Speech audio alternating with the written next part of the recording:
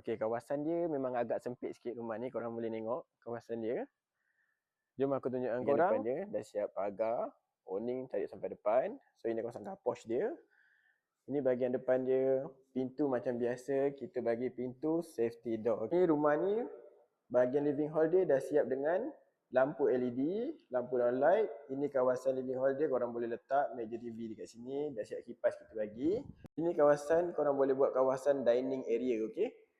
Ini ada bilik air bahagian bawah dia. So bilik air dia dah fully mozaik, siap jamban duduk dekat situ dengan sinki. Ini pula kawasan kitchen area dia dah siap dengan tabletop, cuma kabinet korang kena adjust, mozaik pun dah sampai atas, siap lampu LED semua dekat situ. Pintu belakang pun kita bagi pintu safety. Okey, ini bahagian belakang dia.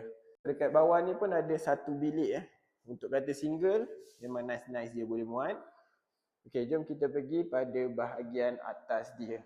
Ini tangga dia. Yang uniknya rumah ni tangga dia tengah-tengah dekat kawasan living hall.